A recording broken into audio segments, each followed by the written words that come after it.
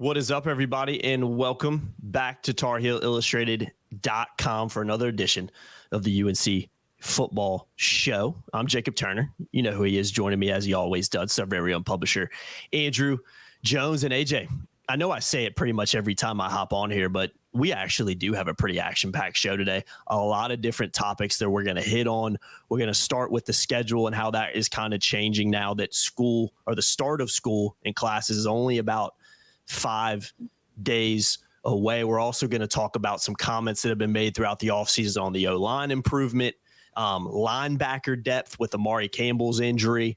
We're also going to talk a little bit more about depth all the way across the board. And at the end, we'll also talk about, where is the fan interest and excitement right now? Because I do think it is going up a little bit. But again, we'll dive into that a little bit more towards the end of the show. So AJ, plethora of topics to hit on here. But before we dive into it real quickly, make sure you guys head on over to TarHeelIllustrated.com. $8.33 a month. That price has not changed in what is this? It's been about is it 10 years now officially, or is it over 10? Yeah, August 1st was the first day of my 11th year. It's the same price, man. It's the same price. Mm-hmm. Yeah, it's quite frankly, if you love Carolina, I'm not telling you, we don't make the whole $8.33 a month. Just so you know, we need to cover our resources. We need to cover our expenses, and everything's gotten a lot more expensive. As everybody knows, we're charging the same thing. So head on over. You get so much for it. And the best thing about it, I keep telling people, for the casual, not the casual fan, the hardcore fan who maybe wants to find a place, to find a community where it's like-minded people, because there's so many communities out there where the people don't know how to spell the players' names and they get stuff wrong. And who's the big recruit this year? I mean, these are people you can't have healthy dialogue at the level you want to have that dialogue, but you can do that on our premium board for basketball or for football. There's a lot of people who know what they're talking about. They're daily consumers of Carolina football, basketball, and recruiting. And if you're passionate, that's who you want to hang out with. So go sign up. You can have that community for $8.33 a month. I know, by the way, all the other stuff that we have, and then we're loaded with stuff. Football, basketball, and recruiting. We're loaded with stuff. So much stuff. No, it's definitely worth it. And guys, I know some people don't like to be kind of locked into monthly subscriptions and maybe don't really feel maybe they can afford to do that. Completely understand that. You can also shoot us a Venmo as well at Tar Heel Illustrated. Just think about it as a way to just show some support and kind of say thank you for all the content we put out and produce. And again, it could be anywhere from it could be $1 anywhere up to as much money as you want to give. Every little bit helps. We'd rather you sign up at TarHeelIllustrated.com because there's more perks in doing so. But again, if that's a route you want to go as well, feel free to do that. And, all the support and all that kind of stuff goes directly back into what we do, goes directly into paying for travel, paying staff. And at the end of the day, it really goes back into producing more content, because that's ultimately what we're going to do over here. So, guys, multiple different avenues, but just links in the description for all that if you're interested. So, and we just brought Dina back. Yeah, man. Pay her. Got Dina back King, for goodness sakes. You can't. She don't work for free, man. You can't pay. She's too good for that, man. Dina's the real deal. She's gonna laugh when she hears that. I basically work for free, Andrew. So Hey, help us pay Dina more by showing support. Either Venmo, sign it up. That'll help you get Dina a little more cash in her wallet, and again, goes back into everything we do over here at TarHeelIllustrated.com. So appreciate the support for everybody who's signed up or shot us a Venmo already. We really appreciate it. And again, links in the description below. All right, AJ, enough of I'm so glad I could do the Dina. Actually, I'm glad I could do the Dina impression. Yeah, I kind of missed it.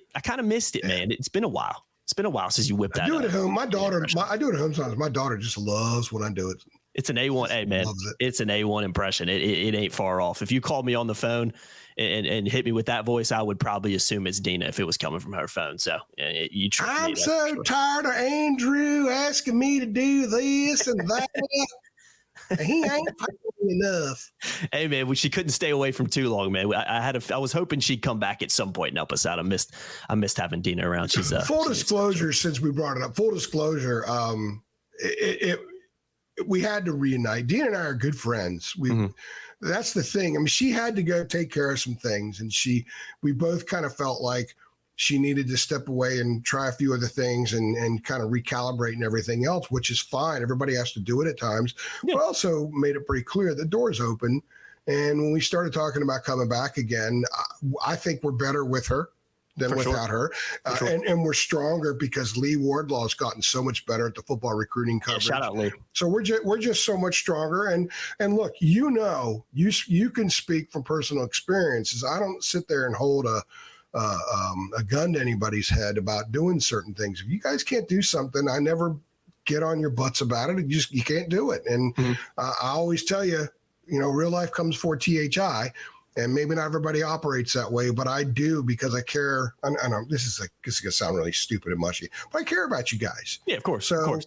I mean, you and I have had some of these conversations lately about certain things. So with Dina being back on board, she's where she needs to be. Mm-hmm.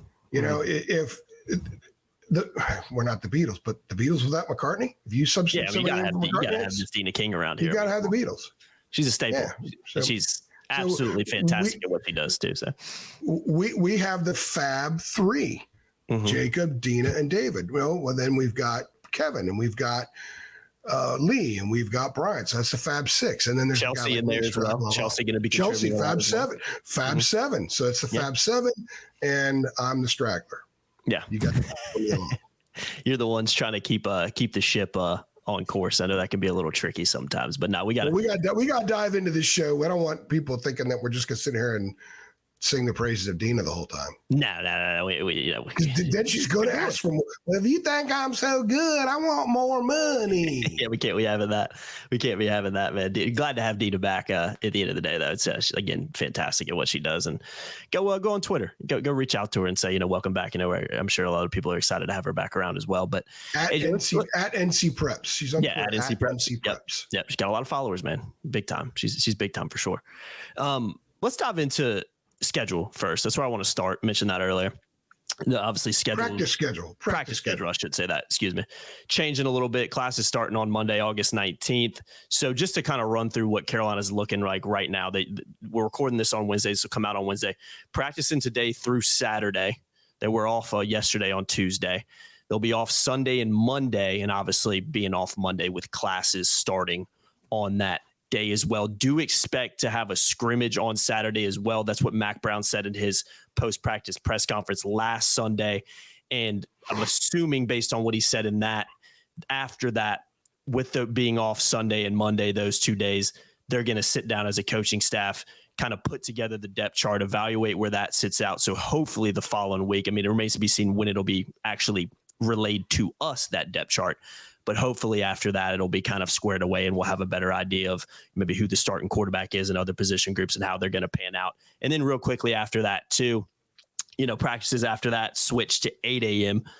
With classes going on. So a little bit earlier practices than they have been doing right now. And then game week begins on August 25th. So a little bit different of a format. It happens every year. It's nothing new. Obviously, when classes come back around and school officially starts, the schedule has to change and there'll be some days off and everything like that. But just thought it was important to kind of run through that, especially the depth chart part based on what Mac Brown said. It does seem like hopefully at the beginning of next week, they'll at least have it squared away. But again, it remains to be seen when that information will actually be relayed, to us in the media. So when you look at the schedule, it's clear that they basically have to name a starting quarterback after Saturday because Mac's history, I like to gauge people based on what they've done in the past.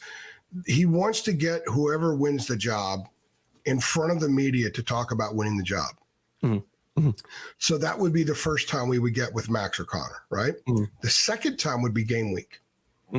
Looking ahead to Minnesota. So there's a 4-practice window, and we don't have anything scheduled as far as interviews in those 4 days after classes start. It's all to be determined. They haven't outlined that just yet. When generally we know when we're going to have availability after practice because it's determined ahead of time. For example, Thursday after practice, we're going to talk to an assistant coach and a couple of players, maybe 2 assistant coaches. And then Saturday after the scrimmage, we're going to have something as well. It says players on the list, but it's very possible we get Mac then. Now, nothing is listed for the following week. So let's say Tuesday the 20th, we get Mac, he announces it, and then we get to speak to the quarterback. So they want to get the quarterback also, not just in front of us, but they want that voice. I thought one of the really interesting things Mac said the other day about the importance of naming a quarterback at some point soon was they've got to get their voice out there. He said 2 years ago, he was talking to Drake about being more vocal, and Drake's like, look, I'm not the starter yet. These guys are so worried about competing and winning the job that they cannot jump the horse and act like they're the starter verbally with their teammates when they're not.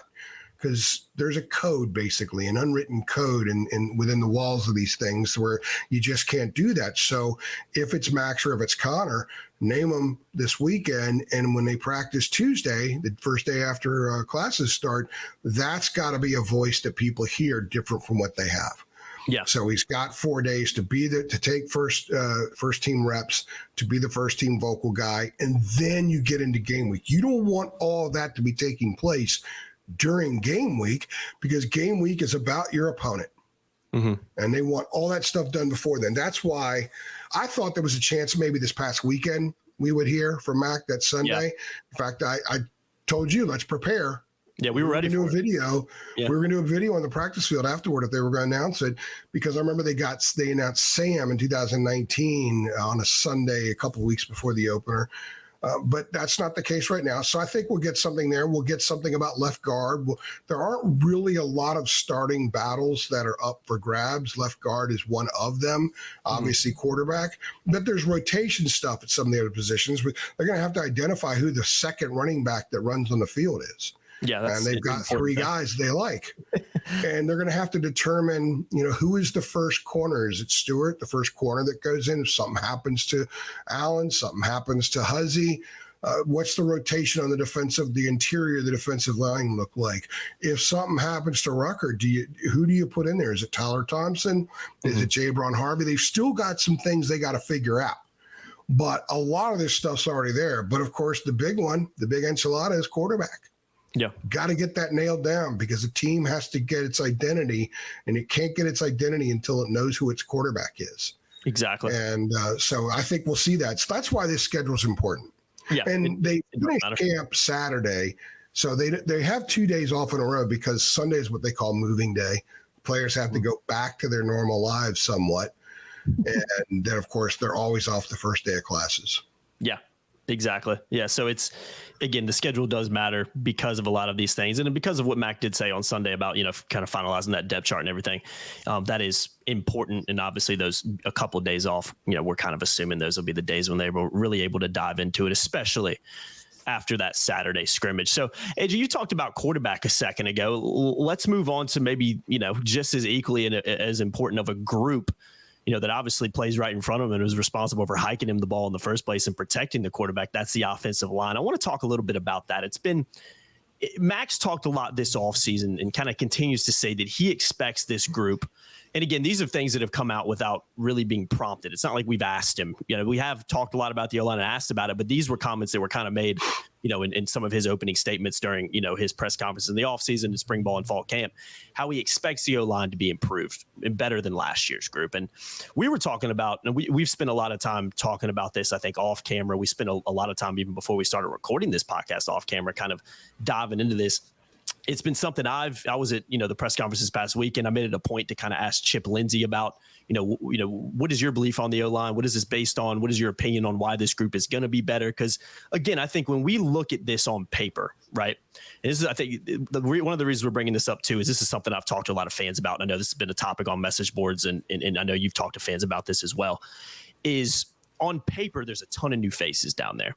There's a ton of guys that have played, little to, let's be frank, no football at North Carolina before. So I always thought the comment was interesting coming from Mac, the way it did, of his belief that the O-line was going to be better, because I think when you base it on paper, it's hard to really identify maybe where that assumption and prediction is coming from, because there's just so many new faces down there. So you made a good analogy of kind of diamonds in the rough. There's a lot of diamonds in the rough down there that, yeah, they might end up being very good, but the fact of the matter is we tangibly haven't seen it really at the college level, and we haven't seen it on a lot of those guys at North Carolina specifically. So what is your thoughts on, I call it the offensive line situation, because what we're being told, I think, I don't want to use the word skeptical about, but I think there are reasons to look at it and maybe question and try to get to the bottom of, okay, Max saying this, what is this based on though? Because I think there's a little bit of a disconnect there, and maybe, okay, they could be better and he thinks they'll be better, but why is he believing that? So what is your thought on how that position group kind of is right now and where that, maybe belief is coming from Mac? Well, a couple things. First of all, the diamonds in the rough thing, I've been talking about that for a while. They're kind of relying on quite a few diamonds in the rough to pan out, to be diamonds in the rough on the offensive line. And the only reason I say that is because Howard Sampson didn't really get on the field much at North Texas, but he's starting now at Carolina. Now, we talked to Howard the other day, and we talked to Randy Clements, and sometimes this staff might see something different than that staff did. Now, Randy had him a couple of years ago there, but he was raw. In his case, he was coming up during the COVID period, wasn't really seen, didn't start playing football till late, so he just wasn't on a lot of radars. And there are plenty of guys that go the North Texas track that get to the NFL, okay? Oh, yeah. So he's at Carolina now, and he's tapping a lot of that potential. He's 6'9", 345 pounds or whatever. So there are a lot of things, and he's athletic. There are a lot of things to like. When I watched him in practice, I'm thinking, I use the term bouncy in basketball all the time. There's a bounciness to him where he can handle a lot of the footwork stuff, which I think leads them to believe he could be a great pass blocker at some point because of the footwork, because of the body bounce, and he's got everything else. And he's got a bit of nastiness. Okay, so let's say we can buy into him being a diamond in the rough. But then you're asking Austin Blaske to be a diamond in the rough. And I know he was at Georgia, but he didn't play a lot at Georgia. I know he was banged up some last year. Maybe he would have played more if he wasn't banged up. The bottom line is, when he takes the field at Minnesota, that's going to be his first college start. That's going to be his first college game in which so much is riding on him for 4 quarters. Hadn't done it before, so we haven't seen it. Mm-hmm. You're also talking about Trevion Green, a kid who was under-recruited for the most part, similar to Sampson, not as much so. Carolina offered him and basically said, you got to lose 80 pounds before you can actually commit, before we'll take your commitment. He took it to heart. And he's another big kid, 6'8", 3. He told us when he's at 355 back in the spring, I guess it was, practicing at 355. And he looks the part. He looks the part. He's all airport team for sure.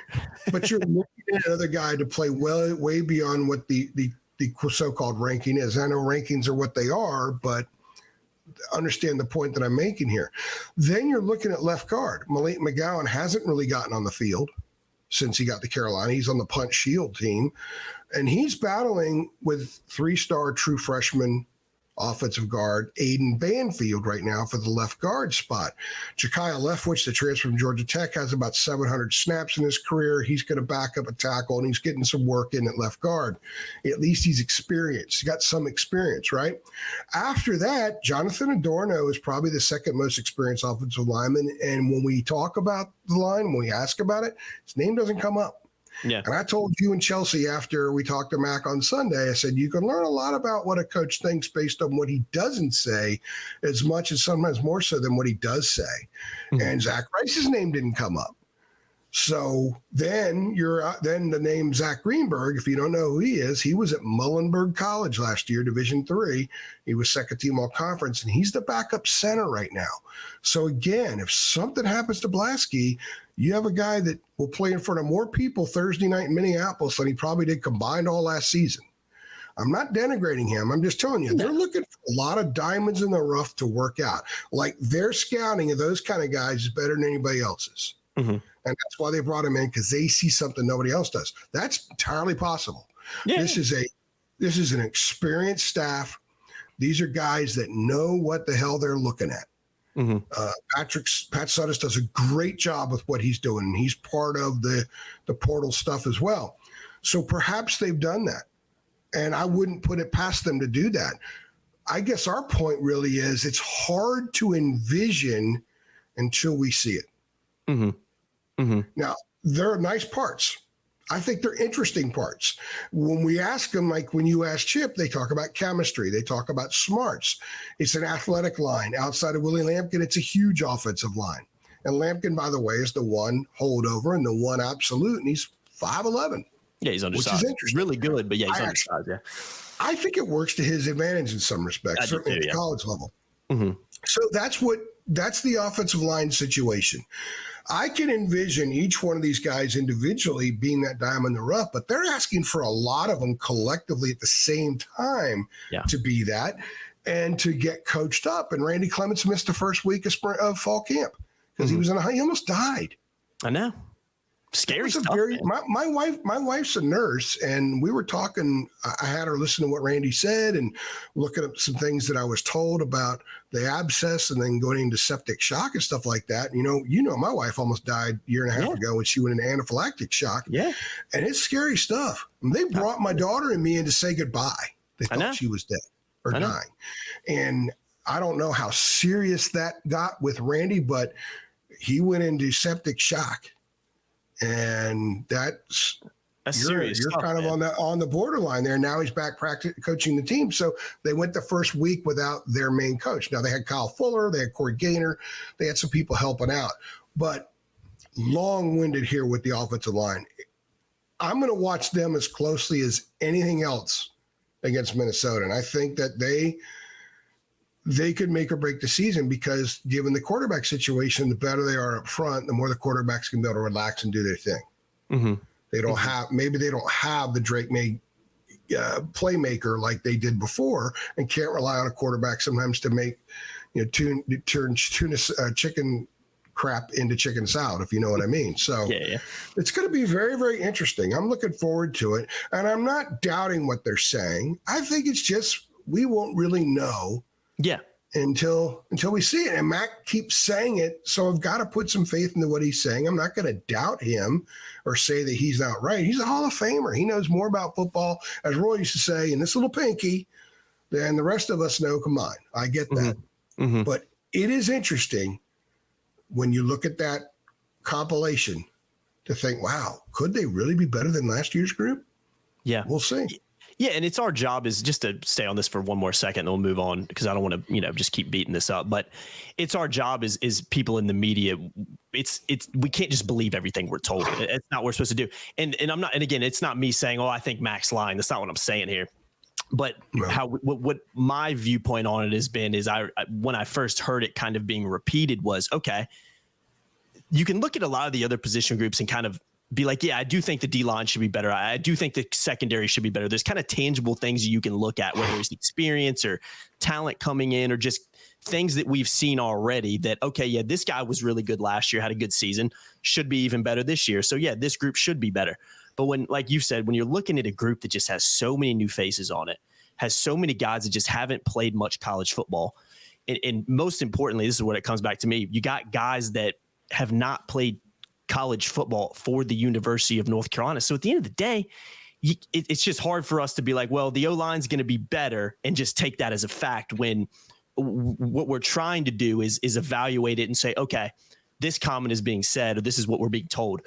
Yeah. Why, based on what we know, is this being told? And I think it's just probably the one position group where it's not as straightforward of like, okay, Mac's saying this and okay, I can look at this and see where he's kind of coming from. I think this is the one position group based on what we're being told where you can kind of go, I'm a little bit skeptical or questionable about what the reasoning is for this, which is why we go into press conferences and we ask Chip Lindsey and we ask players to try to get a better understanding. And maybe so far we haven't gotten maybe the answers maybe we were looking for, definitive answers of, okay, that makes sense as to why you believe this. Again, a lot of it is kind of assuming that guys who have some talent and, maybe look good on paper are going to just take this big step and be really good when you've been covering sports and watching sports for a long time. That rarely happens. You know what I mean? All the way across the board, at least. There are a couple of things here, and we'll stay on it because I think it's a very important topic, and it's what our readers are talking about more than anything else. I've gotten a lot of questions about offensive line. Yeah. I get as much stuff or more about offensive line than I do about quarterback because they figure quarterback's quarterback. You're going to name somebody and they're going to go for, but they don't, because people don't understand offensive line. It's the position group that gets criticized the most with the least amount of understanding. Mm-hmm. If Carolina's averaging 45 points a game this year, people are going to be heaping praise on the dudes across the goal line. Yeah, it's a skill position guy. if they're averaging 15 points a game this year, people are going to absolutely cream Randy Clements in the offensive line. So they generally only talked about when they do something bad. Mm-hmm. Or they don't perform to expectation. And most people don't understand what's going on there. It's a hodgepodge to a lot of people. It's a mosh pit to a lot of people. Mm-hmm. But there is a significant method to the madness that's going on along the offensive line. And there are ways to gauge skills. It's easy for someone to watch Jordan Shipp run a pass route in practice and say, oh, my goodness, that's special. It's easy for someone to watch Power Echols in practice and then a linebacker would say, man, that guy's got what it takes. Or I watch Davion Goss in practice and I say, man, that dude's the next one. It's different with the offensive line because even though I have a lot of offensive line experience in my life at a different level, obviously, I think like I kind of understand it and the mentality there, even though it was a long ass time ago. The bottom line is it's hard to look at guys and tell whether or not they can be good offensive linemen. You could take Southern Miss's offensive line and put them in Michigan uniforms and the average fan won't know the difference. Yeah. So that's what makes it kind of hard for a lot of people to fully embrace. Mac Brown, I don't think he's a fool at all. He's not going to go out and say, man, we're going to be better than we were last year and keep repeating it if he didn't firmly believe it. I don't think there's any value, any benefit in giving a message, putting a message out there that can't be backed up. That doesn't do him or anybody any good. Doesn't do those kids any good. It's not fair to those kids, and he doesn't operate that way. He truly believes it, in my opinion. I think that Chip Lindsey thinks they're going to be better. He's not as adamant as Mac, but he's not an adamant speaker like Mac is. Same thing with Randy Clements. Hell, half our interview with Randy Clements was about his health situation. Mm-hmm. And we got into a little bit about the offensive line, and I asked 2 questions about Howard Sampson. So we'll find out. We'll find out. We'll find out for sure. And you know what? If the offensive line's really good, we need to come on here and say, Mac was right, man. Mac nailed it. Yeah. If the offensive line is not, I won't say Mac blew it. I'll just say, what did you see before the season started that you're not seeing now that the season's underway? Mm-hmm. That's how you handle it journalistically. So I can't wait to see these guys in action. I cannot wait to see them in action. Me too. I wish the game would slow so I could watch sometimes, run that play back in person so I could watch each guy. It's when you're covering, you have to follow the ball, unfortunately, because the ball is where the story ultimately goes. Yeah. But the ball often gets where it's getting because of what's happening in that little mosh pit there. 100%. Yeah, it's just a fascinating one. And I'll moving it on because the next thing we're going to talk about is one of the reasons for me personally where I felt the need to maybe try to understand where this opinion was coming from. And it's based on, we're going to talk about depth next. Max talked again a lot this offseason. Heck, you did a one-on-one interview / podcast with him a couple weeks back where he made it a point in that podcast to address what a lot of fans have complained about for the last, 5, really Mac Brown 2.0 era of, I think he basically said something along the lines of, I've been saying for the last 5 years, we're going to play more people and we never do it. And I think he even said something about how he's frustrated about it. Or, he went out of his way and has done it multiple times to address the fact that what he has said previously and told fans previously with the depth thing has just never come to fruition under Mac Brown 2.0. And again, this is why something like the O-line, when we're told something about the O-line, we can't just take everything that we're ever told at face value. We have to, as journalists, try to dive in and understand and figure out what these opinions are based on. So, again, moving it on, Matt continues to say that he expects them to play more people across the board. It's not just one position group here, position group there. His expectation this year is to play more guys, and he believes that's something they need to do. And we've seen evidence of why that's important in the past. I think Carolina is one of them teams, when you look at the drop-offs the last 2 years towards the end of the season, AJ, you can't sit here and tell me that a lack of depth across the board hasn't played a factor in it, because it has. They've had attrition in the cornerback room, or in the secondary, I should say, just about every year into Mac Brown. But when you don't have depth back there that you feel good about and that you can rely upon, it can become, position groups can quickly, with injury, become groups of weaknesses, because the guys that are behind them just haven't played football and haven't been out there when the bullets have really been flying. Now, maybe they got a couple minutes against Campbell here and there, but that's not the same than going up to Minnesota and playing, 15, 20 snaps. That experience can be invaluable as the season go on when, injuries naturally happen and things like that. take its course, because that's just what happens in football. It's a violent and physical sport. Attrition's going to happen. You got to have guys that can step in. And I'll say this too, AJ, when you're playing more guys, I think injuries are less likely to happen. If you got a guy, we've seen it countless times over the last few years, when you got a guy playing 70, 80 snaps a game, they, as the season goes on, they get more worn down. Maybe they're more banged up than they could be. Well, maybe if they're playing 60 snaps and they got a guy coming in playing 15 or 20, that can really help a team all the way across the board as the season goes on. And maybe that alleviates and completely stops some of these drop-offs that we've seen over the past few seasons. So I think this is another fascinating topic, because, again, I look at it like this. It is something that Mack Brown is choosing to come out and address without even being asked about it. These are comments that we got to play more. We got to play more depth. I've been saying it. We actually got to do it this year. So this is another fascinating thing that I'm going to be paying attention to going into the season is, okay, is this just him saying it again and maybe not doing, or is this something he's actually going to do? Because right now it actually feels like it could happen, and I'm expecting it to happen. But if it doesn't happen again, then, fan frustration is going to go up and countless other things are going to come up, because we're going to have to address it. So what is your position on that depth issue? Because, again, I do think it's something that feels like in the last 5 years under Mack, this does feel like the most likely time that it is actually going to happen. But, again, I think it is something that until we see it, because of what we've been told over the last 5 years, I don't necessarily know if we can just take this at face value and believe that it's actually going to happen when the real games start. When I had my one-on-one interview, which you listened to, when he brought that up, I asked him about the quote-unquote collapses. Mm-hmm. I don't think he cared for the term collapse too much. But you gotta call it I'll call it a swoon. I'll call it a swoon. I think that's fairer than saying collapse. They had two straight swoons. And if you look at their productivity on offense and look at their defensively with the missed tackles and red zone defense versus red zone offense, the areas of strength, the areas where the body holding up, the areas where it might show fatigue, if it doesn't hold up so well, are outlined in these swoons.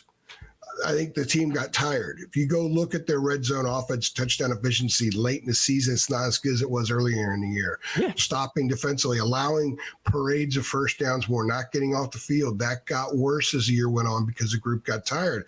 As much as we're talking about being able to having guys that can fill in if someone gets injured, you brought up a good point about guys less likely to get hurt because A, they're playing fewer snaps, mm-hmm. and B, their snaps aren't as much tired snaps. Mm-hmm. Anyone that's played athletics, you played varsity soccer in high school for 4 years, I guarantee your coach told you over and over again that you're more likely to get injured when you're tired than not. That's when you get those muscle so much of what you do is instinctive and reactive. Mm-hmm. And if you're a split second slower meeting a blow of an offensive lineman, you're a linebacker, you stand a greater chance of getting hurt.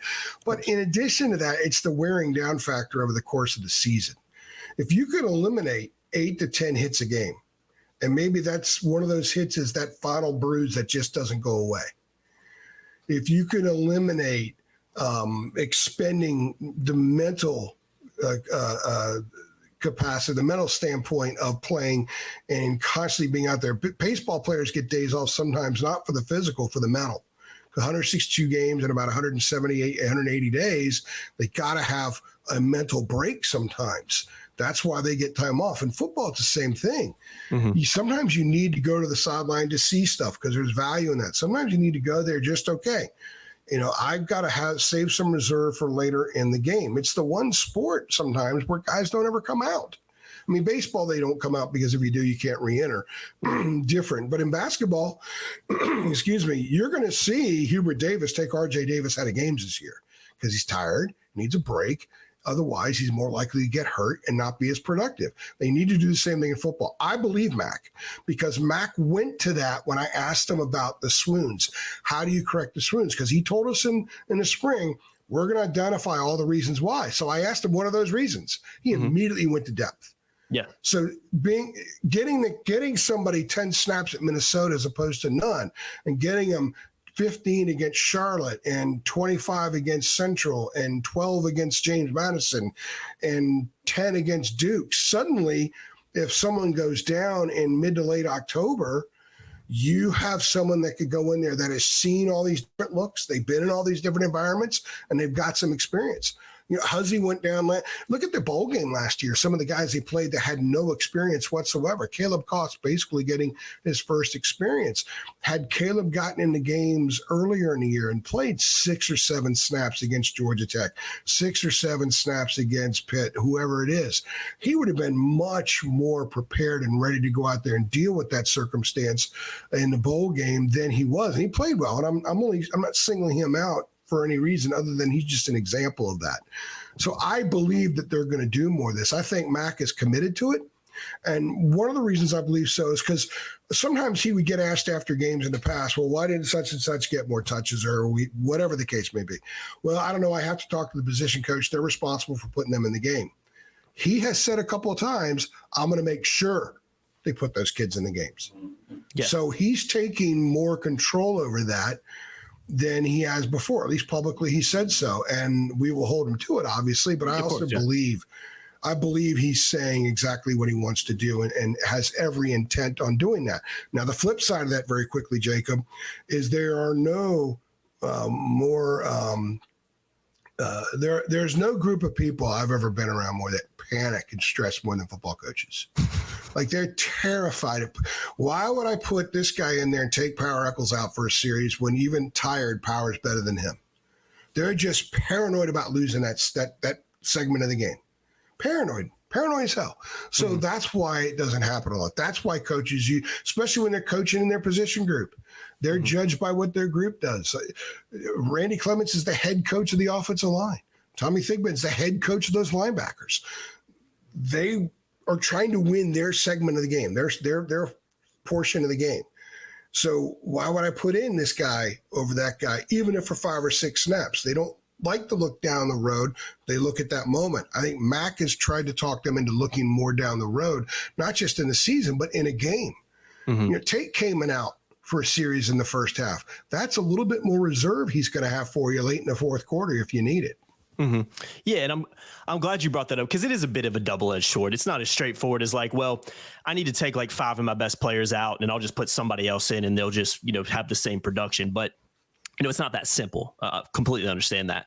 But I think I also kind of look at it like this. This is, the highest level of college football. This is Division I FBS. This is ACC level. This is a team in North Carolina and a program in North Carolina that has the second most, wins for an ACC team under Mac Brown 2.0 that has ambitions, stated missions and stated ambitions of winning the ACC, competing on a national level. That's what they want to do, right? So I think at this sport, when you're talking about this level of sport, it's there's so many small percentages and margins that it's defined by. And I look at it as let's stick with K'Mon Rucker.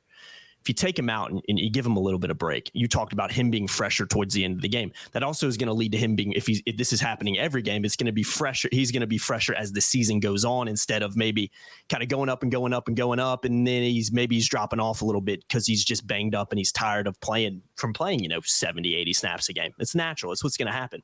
I look at it and say, if you can give these guys little breaks, maybe that gives you, maybe they're 2, 3, 4, 5% fresher in games. And as the season goes on, when it really matters, and maybe those small percentages are the difference in you starting 6-0 and dropping off the way Carolina, did last year, starting 9-1 and losing 4 straight. Maybe some of that is alleviated because these guys are just a little bit fresher and just a little bit less banged up. I kind of look at it like that too. So again, it's not as straightforward as just you take a guy out and the replacement's going to be there. But also, last thing I'll say about it, I don't know how much you can really, know if a guy's ready to compete if they never get the opportunity and not against Campbell or something like that. But B, I think guys can kind of grow into that and the confidence goes up when they're given chances. If they're not given chances in games, we talked about this a lot in basketball the last couple of years too. If they're not really put in the games when it matters, early in the season or throughout the season, A, I think the confidence goes down, but B, it's like, how do you really know if they're ready and not when you've never actually seen it in a game before. So I think this is a fascinating topic because it's not as straightforward as I think some people see it. But the fact of the matter is, Mac for the last pretty much 4 seasons has said that, hey, we're going to play more depth, and it's just never happened. So I think this is a big, big source of frustration from fans. And I think what it also leads to, AJ, is for fans to also maybe not believe a lot of the other things that he's saying, because they can go back to things like this and say, well, you've been telling us this for X amount of years and it hasn't happened. So maybe what else are you telling us that we shouldn't believe? And I think it just leads to skepticism and all across that. So for me, it's a very, very interesting topic that ultimately we're not really going to know until the season starts. I mean, that's just the fact of the matter again, right? Yeah. Another fact, 2 things Mac has brought up. Well, you want guys happy so they don't leave. You invest in them, you don't want them to leave. If they're playing, they're less likely to leave. But I look at the recovery factor. They talk about recovery during the week. If a Kamen Rucker or a Des Evans is getting 8 to 10 snaps where they're not on the field, and maybe a guy like Kamen can handle every snap, but maybe he can't because he's human. He doesn't have a cape with an S on it. Yeah, it's a physical sport. Well, it's the recovery. And as the year goes on, recovery gets harder because a lot of that stuff, all those bumps and bruises don't go away. They're compounded each week. So week 11, your recovery from the week 10 game might take longer. And if it takes longer, it can affect you mentally with your mental preparation. If your physical preparation is not there, you want everything to be in sync. So maybe you're not as sharp going into a game from a preparation standpoint as you were in week 2. That's normal. That's human nature. So if you minimize at times some of the bumps and bruises and everything else that these guys get, they're going to be a little bit better in preparation, and recovery is going to be quicker, and their preparation is going to be better in November than it has been in recent years. I think that's part of it as well. So I do believe that they're going to do this.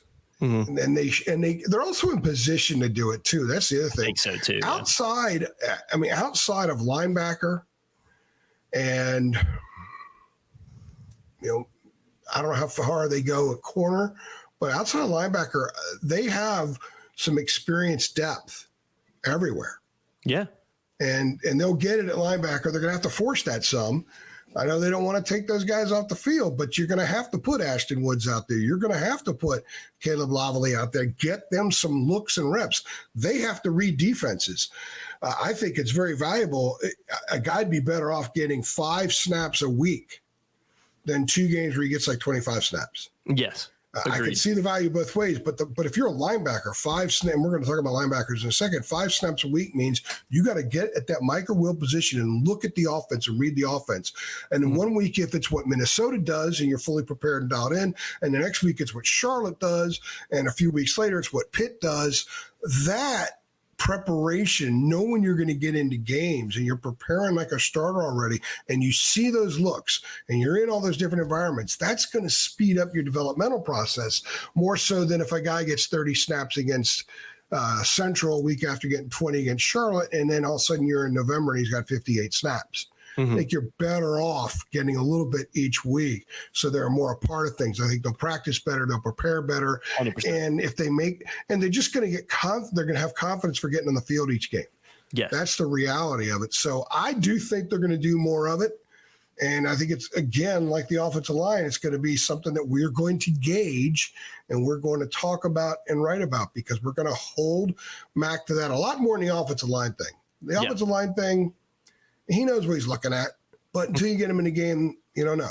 This is something that's controllable by the coaches. Whether the team's playing well or not, how much you play the bench is completely controllable by the coaches. So it's more something that you hold someone to. And if they're not playing that depth, if they're only playing 15 guys on defense that get any kind of real snaps at all, then it's a fair question to ask. Okay, why is this happening again?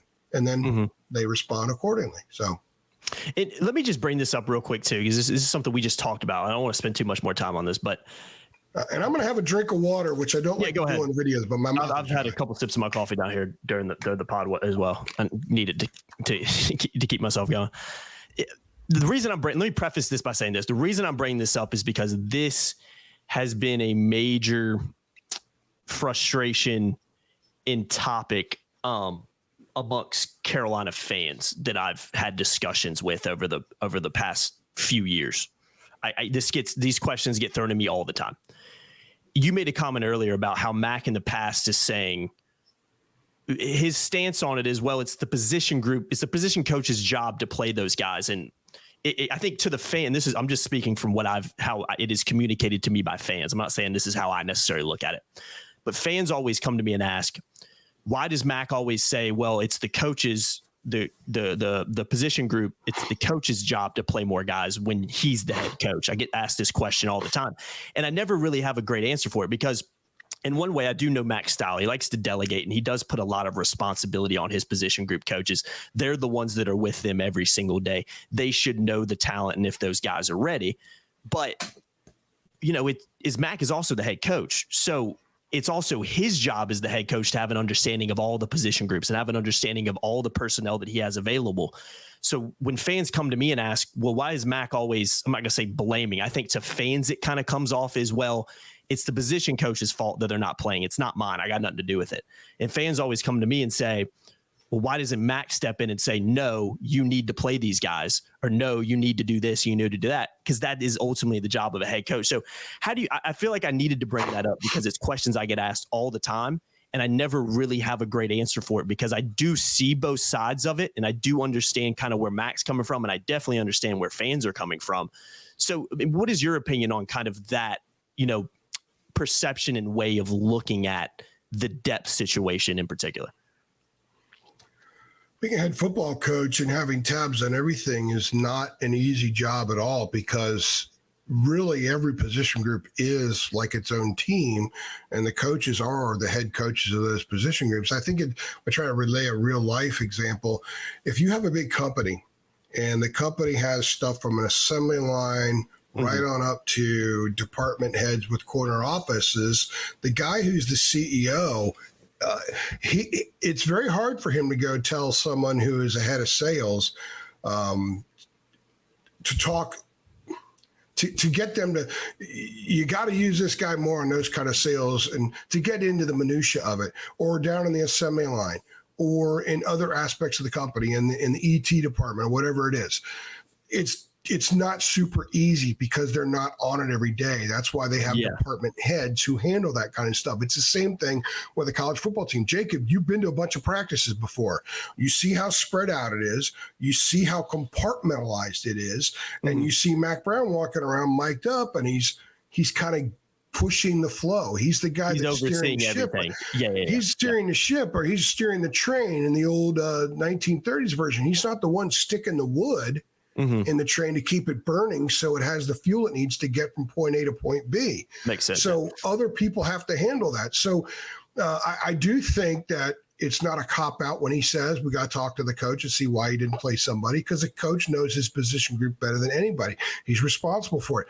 A position coach at Carolina these days is getting paid $500,000, $700,000. They should have control over that. And the head coach is supposed to kind of steer the whole ship.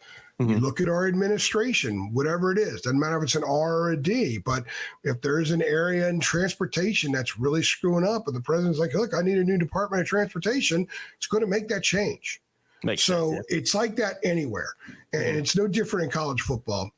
And in one way where it is different is you've got stuff that's happening immediately. You have to be very reactionary. There's no way that Mac Brown, as the head coach who's trying to steer the whole ship, could turn around and go spend 3 minutes with the running backs coach, Larry Porter, and say, you got to get Davion Goss out there, man. Now, he can say it on the mic, but they're mic'd up about a lot of different things. That's stuff that you talk about ahead of time. But in the end, you have to rely on the coach and his instincts and his experience and his knowledge to make the right decisions with respect to personnel use. Yeah. Nick Saban wasn't doing that. Kirby Smart's not doing it. Dave Clawson doesn't do it. Dave Doran. Sometimes they can put input. But the most veto power you'll ever hear from a head coach during the course of a game is when to go for it on fourth down, they should go for it or not. Sometimes if you're in the red zone, a call, they can hear what the calls are probably going to be. Sometimes Mac might say, no, we got to run it here, or I don't like that play call here. Yeah. And they call something else, and they've got seconds to get this stuff in. Mm-hmm. So I don't have a problem with Max saying that. I understand why he is, and that's why Mondays are so beneficial, because then he has time to watch the game film multiple times, to go over it with the staff. They grade it. They talk to the players about it. Then he's fully absorbed everything that happens. After a game, it's very difficult, because sometimes he didn't talk to Larry Porter about why Caleb Hood only got 3 snaps or something like that. He didn't have that. He goes, talks to his team, he does the radio, and then he comes and talks to us. So naturally, he's going to put it on the position coaches. To me, it's not a cop-out. It makes total sense. I'm fine with it. And fans need to understand that that's the process. There's a lot of moving parts in a very, very rapid pace environment. So when he says that, let it be. Listen to him on Monday. Not enough people listen to Mac on Monday. Yeah. More people listen to him after a game than on Monday. And the real value comes Monday, because everything's been absorbed and processed. Yeah, no, it's a good way. It's a good explanation of it, because I do understand why your average fan or game goer kind of, I get where they're coming from when they say that, but like you just broke down, it's just not as simple as him being like, hey, Larry, you need to play 3 running backs instead of 1 running back. The position coach is the one who should be able. It's Matt's job to establish. He can establish the standard of, hey, we need to play more depth this year.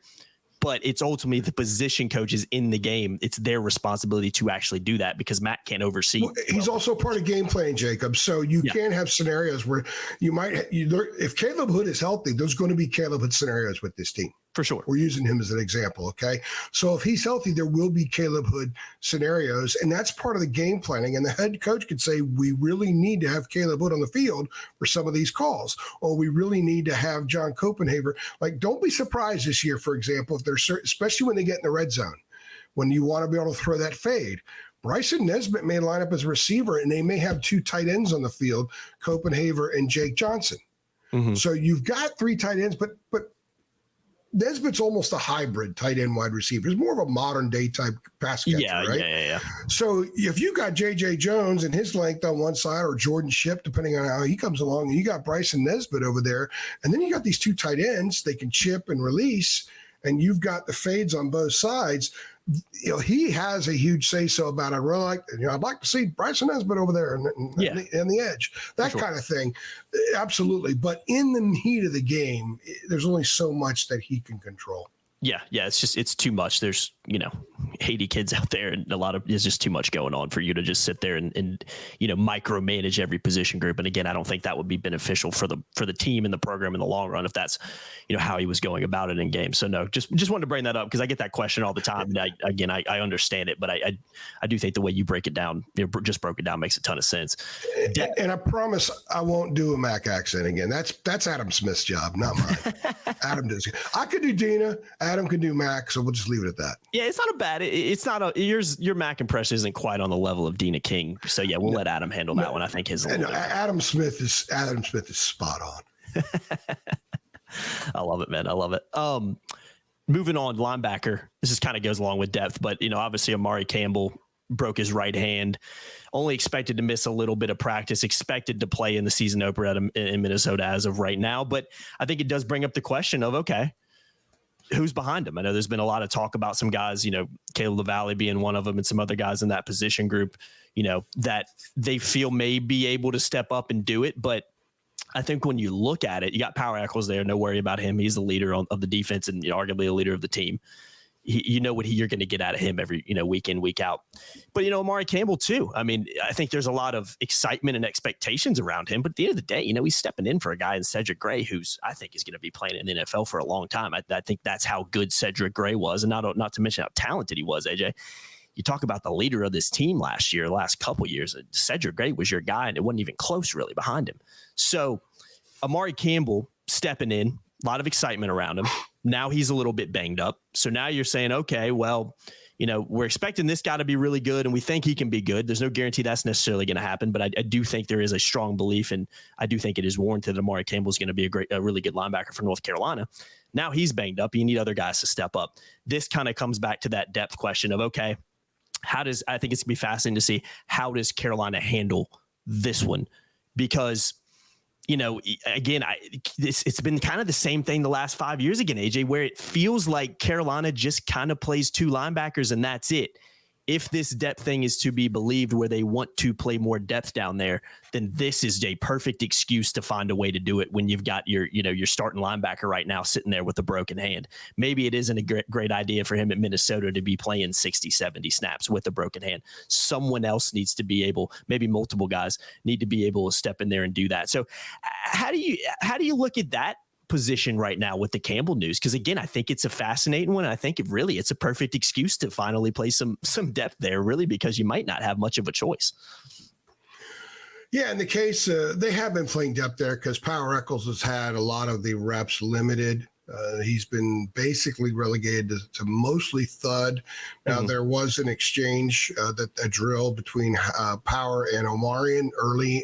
I think it was the first day they were in full pads, which I would love to get video of that. That would be some. I've seen some photos of it, funny enough. Two NFL guys going at it.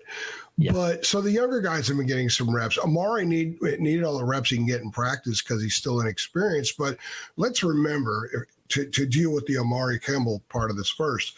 Tommy Thigpen knows what he's doing. Oh, for sure. Yeah, good. So coach, yeah. Chaz Surratt was a quarterback until he was a linebacker, and he's been in the NFL. Mm-hmm. Jeremiah Gemmel was a fringe NFL player. Now Cedric Gray's an NFL player. Here's what we do know about Tommy Thigpen. We talk about how people, they're going to believe it when they see it with Mack in certain areas. Well, Surratt had no snaps at linebacker until the South Carolina game 2019. Turned out pretty well. Gemmel had 10 snaps going into that game. Turned out pretty well. Cedric Gray had almost no snaps before his sophomore year starting at linebacker. Turned out really, really well. So Amari Campbell's the next in line. He's actually got more playing time combined than those three had together. So I think that they know what they're doing. I think Amari Campbell's going to be fine when healthy, and he should be fine for enough to play for the bowl game. So I don't think that's an issue. I think the issue is, well, what if the hand gets re-injured and he can't go? What if something happens to Power? Who's going to step in behind them? I've been saying for a while, and even did it as part of a podcast one time on a Daily Drop, when you look at the linebacker room, if you were to walk through the Keenan Football Center and the linebacker room has their little meeting room, right? And you peek your head in there, you're going to see nothing but linebackers in the room. A couple of years ago, you saw a guy like Ra Dilworth, and I'm not dogging on Ra, but Ra was more of a safety. 204-pound linebackers don't exist in modern day football. Yeah. And they haven't since like the 1950s, 1960s. Mm-hmm. So you've got dudes who you don't. Jake Harkle rode the walk-on. He was a linebacker, but he was a walk-on. You don't have that element in there now. You have nothing but recruited guys who had chances to go to a lot of other schools. There's a lot of LBs in that room. So they have a chance at having fortification behind the starters, but you don't know until the kids get on the field. Caleb Laverty, like you mentioned, he has had a good fall camp. His name has come up quite a bit. Ashton Woods is a true freshman. I watch him in practice, and I've told you, what did I tell you at their first practice? First thing I said was Jordan Shipp, remember? Yeah. I said, Jordan Shipp just, boom, he popped, like he illuminates. Yeah, he's ready. Like I remember when I covered the Carolina Panthers, I covered Cam Newton's first practice there, and they didn't have OTAs that year because there was the lockout. So I went to the Panthers' first practice. I'm pretty sure I've told you this story. And I'm walking up, and they had just started, and my eyes were drawn to Cam Newton without realizing. It was almost like there was an illumination up in the sky above him. I'm not comparing Jordan Shipp to Cam Newton, but what I'm saying is I was drawn to him immediately. You know who I've been drawn to a few times on defense? Ashton Woods. Mm. He just he looks the part. And then you got, Stick Lane called him a headhunter. Yeah, which is a big compliment from someone like Stick Lane. I think we ran a short on that. Stick Lane called him. Yeah, Stick Lane's one of the hardest hitting dudes in the team, and he called Ashton Woods a headhunter. So those two have to get in the game at Minnesota. They have to play. Because the sooner you get them in, the sooner you get them more comfortable with the speed of the game and the ferocity of the game, then you get them against Charlotte the week later, where it's not going to be the same as it is against Minnesota. And Central is almost a waste of time. They shouldn't play those games. Then JMU is going to be a step up, and then boom, it's ACC for 8 weeks. By the time they get into ACC play, Woods and Lavalley, as an example, and perhaps Michael Short, they need to have 35, 40, 45 snaps. So if something does happen, that they've at least been out on the field, they've seen different looks, they've seen different schemes, they prepared like starters each week because they know they're going to get on the field at some point. And then if something happens, there's not as much of a drop off because they've already gotten past all those initial mental hurdles that every athlete has to go through, especially in football, because the difference between the physicality and speed in high school football and college football is off the charts, and they could only simulate so much. I saw them doing kickoff drills where they were going fast, but they weren't doing full contact. They're going to obliterate people, but it's a different level out there. And there's that welcome to college football moment that everybody has, more so than any other sport. So they have to go through a bunch of those to get to the point where heads are clear, they're out on the field, the call's being made, they make the play. Yeah. You brought up a good point, too, that I hadn't really even thought about too much, but it's almost like Carolina's schedule, the first 4 games, sets up perfectly for them to play a lot of guys. Go up there in Minnesota, play some guys, let them get experience in an environment like that. And then you come home for 3 straight games where, again, you're playing a Charlotte, you're playing a Central, and you're playing a JMU, where typically in the past what we've seen, AJ, is a lot of those guys would probably play in the second half of the Central and Charlotte game if it's a blowout. And then JMU and Minnesota probably wouldn't see a much. And I'm assuming the JMU game is going to be a little bit more of a test than some people might expect.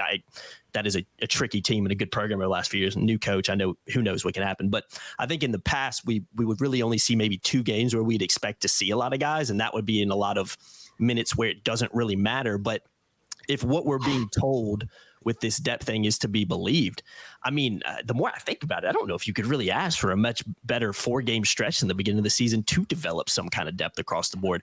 And it makes me sit here and believe, okay, I don't really think there's a valid excuse that anybody could give us, after game 4 of, like, if you're sitting there in a Monday press conference after the JMU game, AJ, asking, Mac, you said they were going to play more guys and you haven't done it. What's the reason? I don't think there's really a valid excuse he could give you when you look at how this 4-game stretch lines up. So I don't know why I just kind of thought about that, but it kind of clicked right there for me of, okay, this actually sets up really nice to develop some depth. I don't really see why you wouldn't do it. You know what I mean? Yeah, I wouldn't look at Minnesota in the same way as some of those other ones.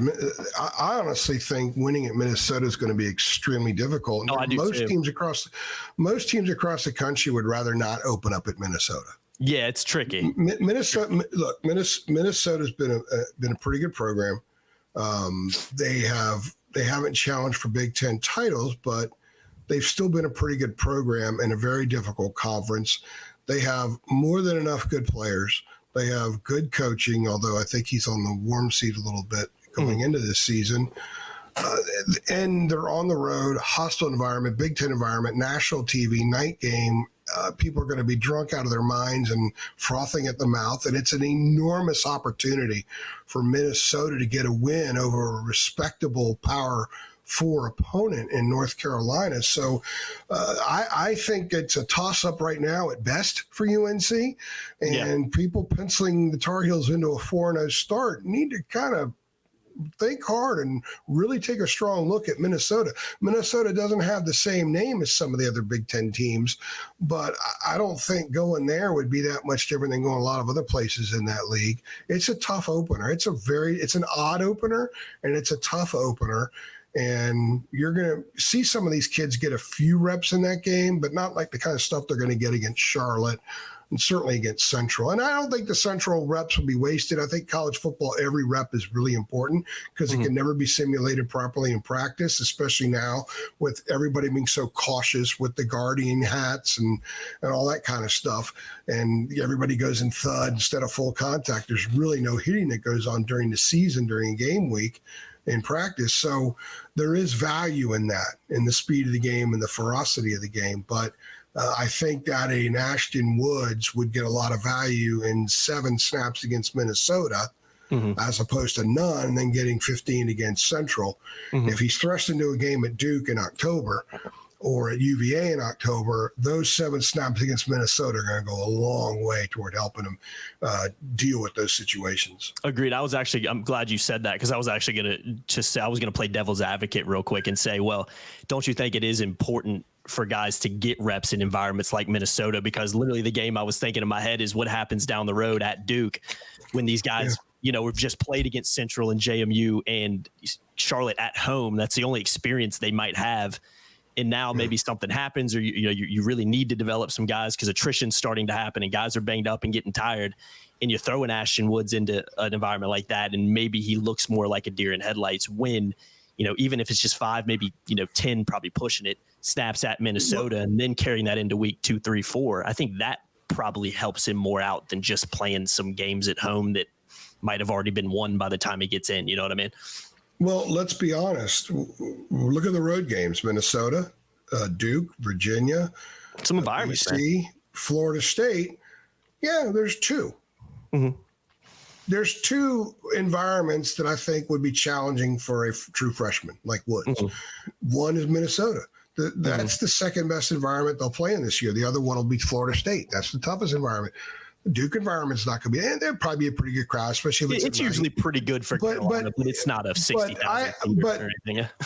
But it's not 50,000 people with a small pocket of light blue breathing down your neck like you're going to get in Minneapolis. The BC crowd in November, probably not going to be electric now. Yeah, I mean, unless Notre Dame's rolling in there, they're just not that dialed in. Virginia crowd, they could barely. They get about half of Scott Stadium full. And by that point, if the Wahoos are struggling, it's going to be an awful environment. It won't be.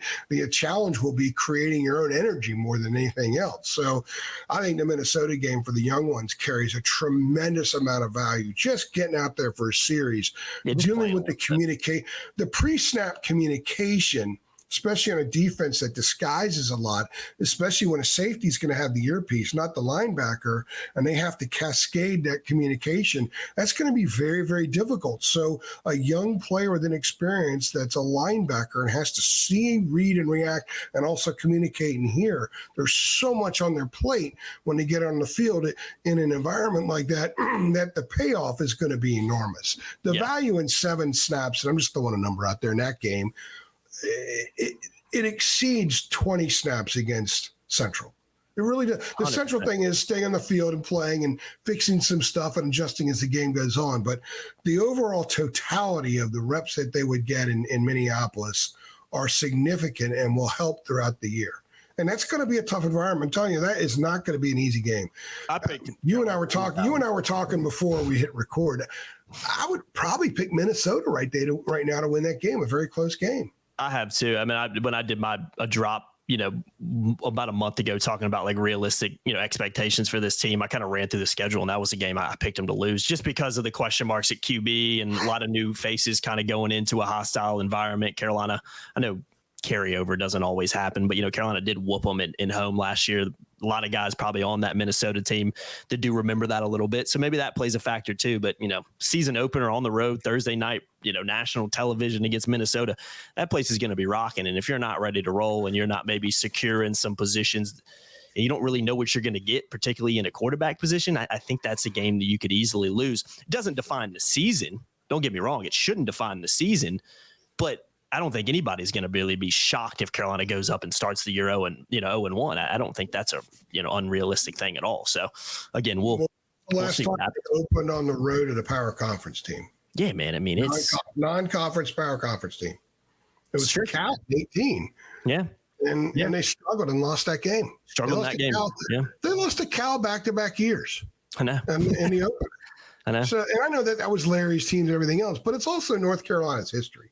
Yeah. Carolina has had a history of going into games like this and just not checking all the boxes. Yeah, it's if you ask me, if I was a coach, I think I'd rather start with like a Central at home and a Charlotte and a JMU and then go play Minnesota, especially with a team like this when you got I know that, but as a guy who covers the team and all the different things that we've heard, I love this opener because we're just going to see so much. Because what are we going to learn against Charlotte? We'll only learn something if they don't play that well. Mm-hmm. Central will only learn something if they don't play that well. And then they got JMU, and I agree with you about JMU, but they have a different coaching staff now. Yeah. And JMU has been hitting the jackpot in coaches for a long time. Eventually, they got to screw up, right? At some point, they're going to hire a guy who's got no earthly idea what he's doing. Yeah, and they're going to underachieve. Mm-hmm. So by the time they host Pittsburgh, man, Carolina fans will be real glad especially if they eke out a win up in Minneapolis. They'll be so glad that they open with that game because this team's going to be much better. I like this kind of an opener personally more than stepping into it with some light games because you get this false sense of security with those games against bad teams and I don't know. I think with this group they need to fix stuff early, and you're going to find more to fix opening up in this game than if they were to open with Charlotte at home. Agreed. That's a good point. No doubt about it. Last thing, we'll wrap this up in a second. Gone a little bit long, but that's what we do on these football shows. We can sit here for another 2 hours talking about stuff.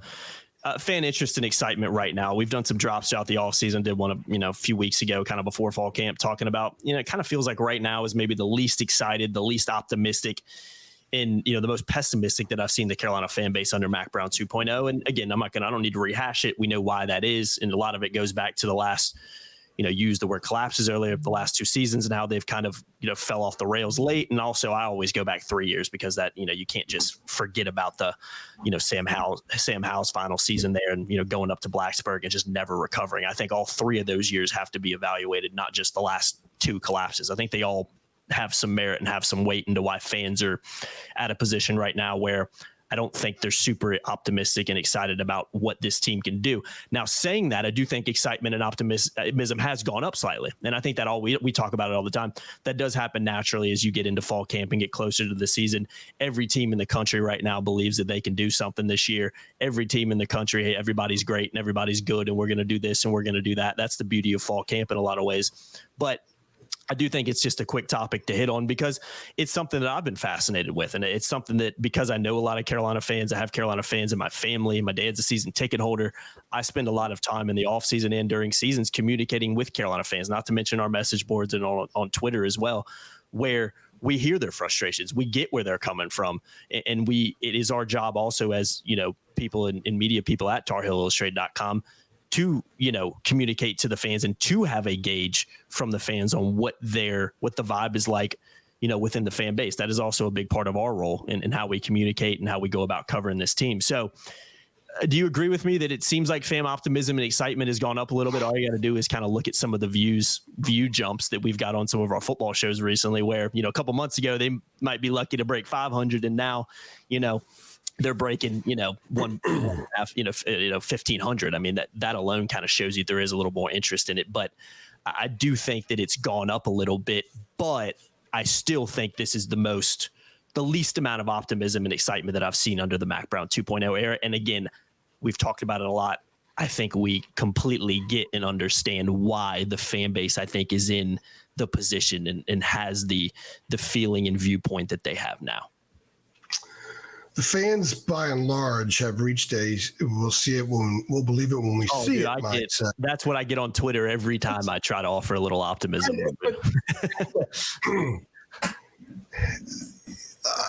Mac does not need you or me to carry his water or defend him. Our job is to sort of, as I told him when I did that one-on-one, I think I've told him before as well, when fans are ready to jump off the cliff because nothing's going well, my job's to pull them back a little bit. Yeah. Give them a little dose of reality. When fans are all fired up and they think, oh my gosh, we're a CFP team and they're really not, my job's to kind of nudge them toward that cliff a little bit, right? Yeah. So the reality is they're second in the ACC in wins overall and in conference play. The reality is that His second team went to the Orange Bowl, first time in 71 years a major bowl game. His third team opened up in the top 10. They should have been really good. They weren't. A lot was learned. I think that was a big miss, a swing and miss by the entire program. His fourth year, they kind of got it going again. I think they were a product of a not very difficult schedule, playing above their heads, 9-1. They did not handle success well. I remember talking to Josh Downs at Wake Forest after they won that night, clinching the division. They were 9-1. They still had 2 regular season games to play. And Josh said, now we could talk about Clemson, which was the ACC championship game. So they did not, and I'm not dogging Josh, I'm just using him as an example. They didn't handle successful, so they had to learn. And then last year's team got into the top 10, 6-0. I don't think they handled success well again. I think it was across the board. So, the whole Rome wasn't built in a day thing. I subscribe to that in most things because usually it's more sustainable if it's a slower build and if it's a series of learning throughout the process. I think that's going on. This is the first time Mac has built this program under these conditions, so you can't fully compare his first time there or Texas. And then you got to consider the loop that was thrown. The North Carolina job got harder when NIL and portal became rampant. Yeah. It became a harder job than it was when Mac, in his hiring press conference back in 2018, said, I'm going to bring a championship to North Carolina. The goal is to win a national title. Look at recruiting pre and after the portal NIL chaos. It's different because what they could sell to 4 and 5 stars in 2019 and 2020 is different than what they can sell them now. That's the reality. They have to be more creative now. So I think he earns a little bit of a break from that. Mm-hmm. People aren't going to give it to him because they're going to judge him by what he said originally. But you've got to recognize how much the landscape has changed. And even with the changing landscape, they were in the top 10 last year. They were as high as 13 2 years ago. They were in the top 10 at some point in 21. They were each number 5 and 20. They've been pushing in manners the program hadn't pushed since he was there last time.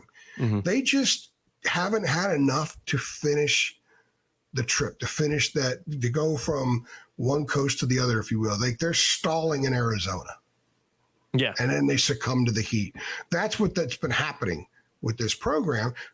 Now they're trying to figure out how to get from, the desert between Tempe and Tucson, how to get from there to the Pacific Ocean. Yeah, that's what they're trying to figure out. And people are so disgusted and fed up with the Arizona stuff, I'm using that as an example, obviously, that they don't give enough respect to everything that took place to get to Arizona. Yeah. And that they're consistently getting to that point. So when Mac talks about fixing some things, he's not talking about when he took over a program that won 5 games the previous 2 years, and 2 of them were against FCS teams, and another one, Old Dominion, was a transitional team that year. They weren't fully Division I. They had 2 Division I wins, FBS wins. So this is a different kind of fix. There's a lot in place right there. The program's got a lot of very solid attributes that have been nailed into the ground. Now the trick is getting to the next level. Can he do it? I think he can. Will he do it? I have no idea. But I get the fans because they're so fixated on 6-0 in the swoon, 9-1 in the swoon, and even in 2021, they lost their last 3. Yeah. And look at the fashion they lost to State and the fashion they lost to South Carolina, the bowl game. I get it. Mm-hmm. I totally understand the frustration, but I think people need to see the bigger picture. It's not as bad as too many people think. We post stuff on Facebook all the time now, and their comments are coming, Max sucks. It's time for the man to go. Come on, now. Who are you going to get?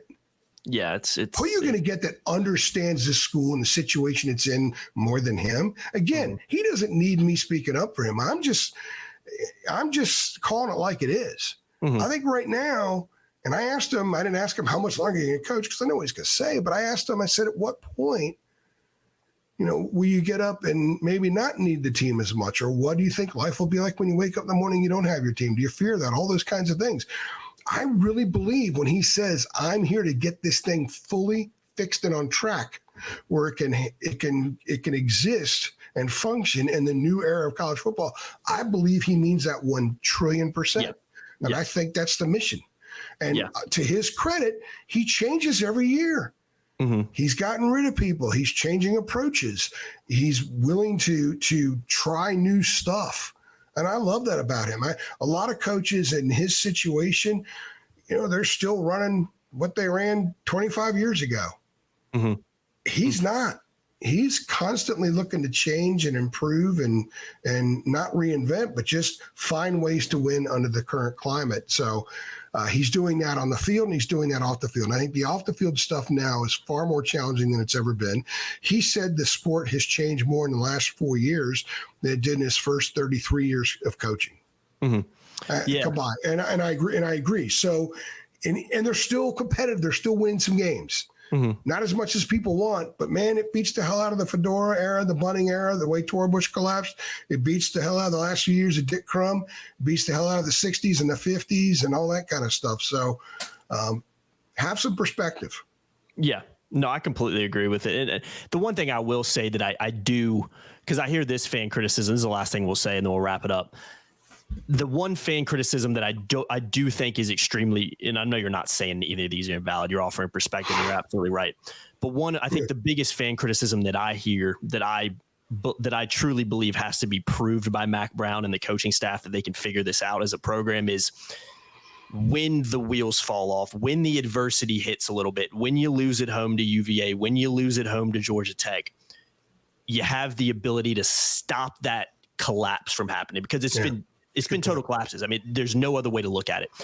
I think that's the valid criticism I hear a lot that I can't really sit here and defend anybody for, because at the end of the day, you can lose a game to home at UVA and you can lose a game at home to Georgia Tech, but going back to that Georgia Tech, you can't lose 3 in a row after that. You got to figure it out a little bit. Or going back to last year, you got to find a way to win some games instead of just barely scraping by Duke and then, beating, who was it, Campbell late on. Like, that is something that I think there's really no barely beat Duke for. Yeah, exactly. That with a third string quarterback. I get it, because let's face it, third string quarterback Georgia Tech beats them. Third string quarterback NC State comes to their house and beats them. That's got to be fixed. Georgia Tech last year. Yeah. Excuse me. Last year, coming after the UVA game, you go up to Atlanta or go down to Atlanta, play Georgia Tech. You're in position to be in control of the game. You give up 244 yards rushing in the fourth quarter. I agree that the foot on throat mentality doesn't yet exist in this program. And the foot on throat mentality is going to stop the bleeding when it occurs. It's going to get that one more score that puts a team out of its misery so they can't come back and beat you. It's the team that opens up a game when it's a little flat like UVA last year, and there's enough dudes there to get the team in position to do enough early that you never let a team like UVA start to build confidence during the course of a game. So those are aspects of the program that still must improve, and we have not seen foot on. The one time we saw foot on throat absolutely was in 2020 in the win at Miami. Yeah, 100%. That's when it looked like, my goodness, this is the mentality and attitude that gets you to the Orange Bowl, and that does what that team did, that if Mac has that installed in the program, then they're going to be really, really good for a while. That was a temporary thing. They've had it at times in some games, but there was no reason in the world to struggle with Duke last year. They've lost games as favorites in the league more than anybody else has in the last 5 years. There's just kind of something about not always entering a game with all the missiles flying forward. It's just a couple of bullets on occasion, and they need to have all the missiles flying forward more often. That is Mac's responsibility. Yeah. That does come back down on the head coach. And I know that he knows this, and I know he's working on getting it fixed. So let's see what they do this year. Maybe this year is the team that shows the results of what's been learned about what hasn't worked before or where things fell off. It's only year 6.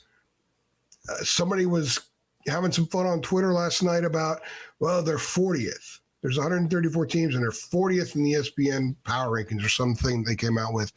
I'm like, actually, for as much as people are dogging the program, to be 40th is kind of good because the same amount of dogging was taking place 6 years ago and they were like 95th or 100th.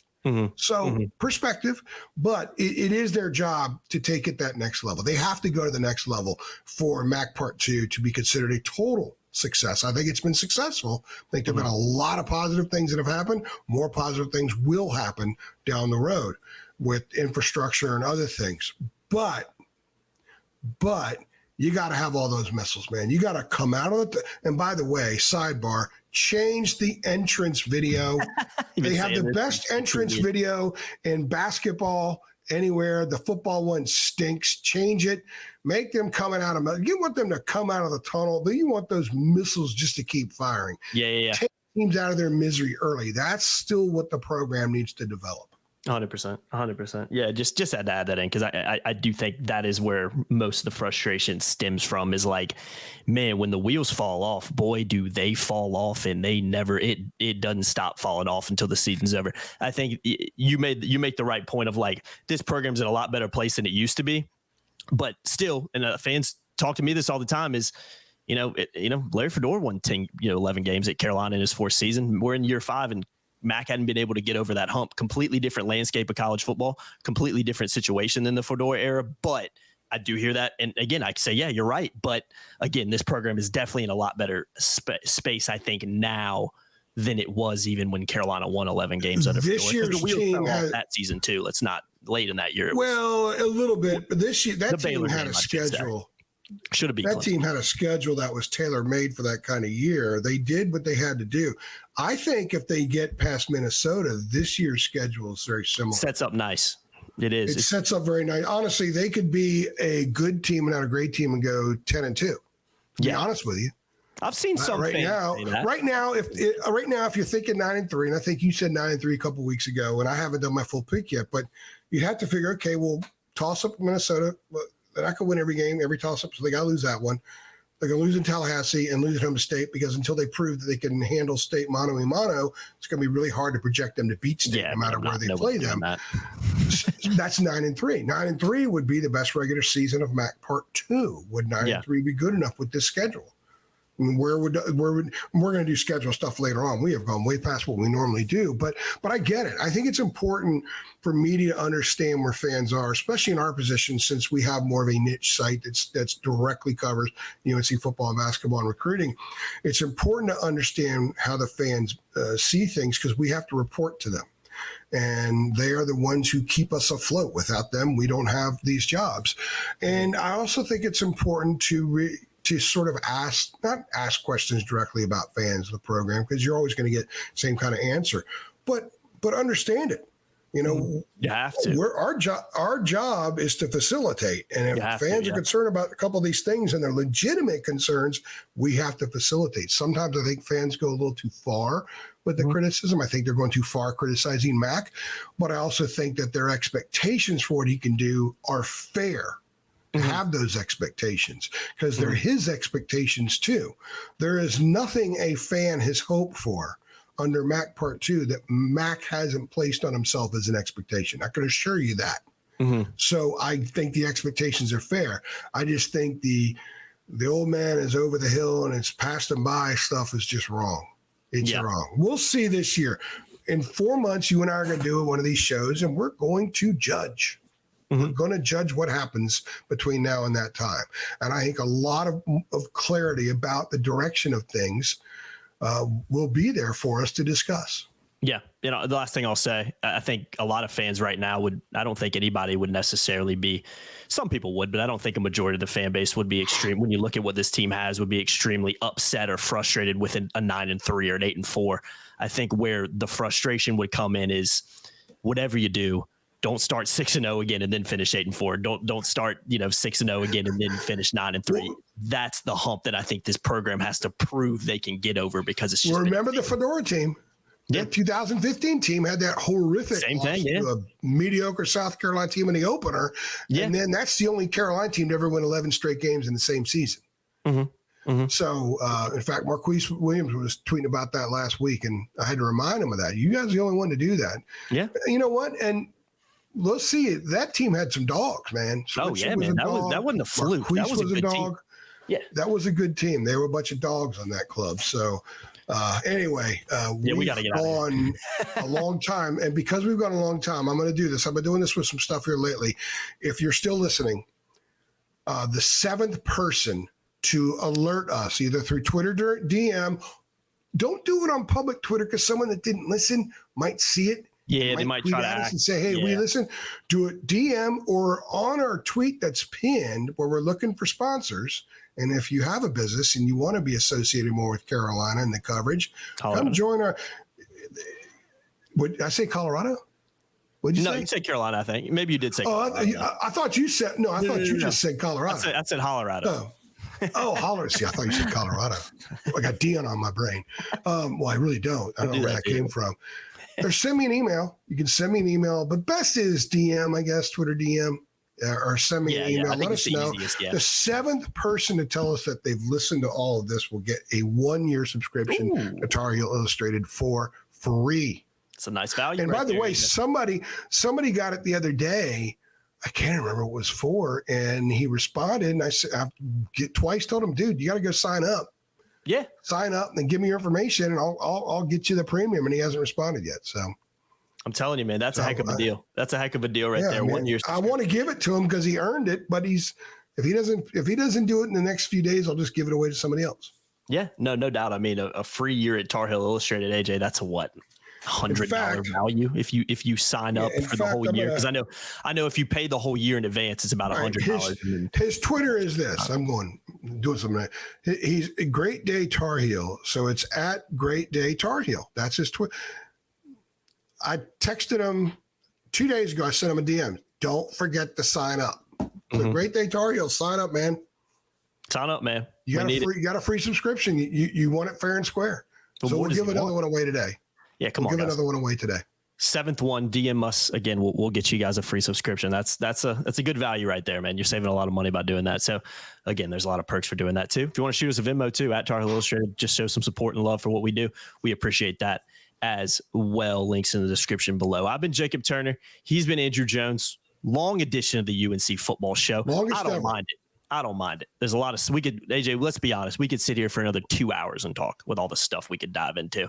But no, I really enjoyed this show. If you enjoyed it as well, like the video below, share it, subscribe, hit the notification bell too, so you know every single time we upload. Also, head on over to Tar Heel Illustrated. Hit us with a follow on Twitter. That's at Heel Illustrated on Twitter, X, or whatever you call it. Go ahead and follow us over there, because we do a lot of stuff on Twitter too. If you want to stay up to date with everything going on, that and our message boards and our website is the place to be. Appreciate y'all watching as always, guys, and we'll see y'all next time. Thanks.